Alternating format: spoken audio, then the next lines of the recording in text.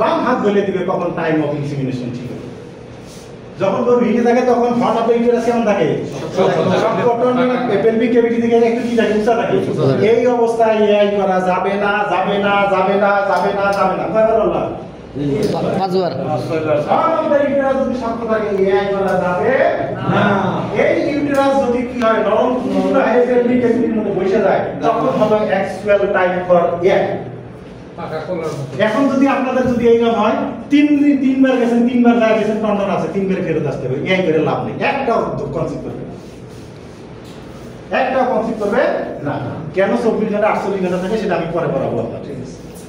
কিন্তু আপনাদের time of insemination বলে দিবে বাম হাত। এই যখন আপনি রেকটাল পারমিশন করবেন হর্ন অফ দ্য ইউটেরাস যখন নরম তুলতুলা পেলভিক ক্যাভিটির মধ্যে বসে যাবে তখন হলো অ্যাকচুয়াল টাইম ফর এআই। শুধু কি এটাই? আরো আছে। যখন আপনি রেকটাল পারমিশন করতেছেন মিউকাস যখন দেখবেন যে ঘন একেবারে 1 ফুটের মতো ঝুলে আছে, সিরা করতে চায় করে না, এটাই হলো অ্যাকচুয়াল টাইম ফর এআই। এটাই শেষ? আরো আছে। যখন গরু হিটে থাকে তখন ভালভা কেমন থাকে? খোলা থাকে। আর যখন টাইম অফ ইনসিমিনেশন না ভালভাটা কুচকে একবারে ভাঁজ করে একটা নিচে যাবে। এটা হলো অ্যাকচুয়াল টাইম ফর কি এআই।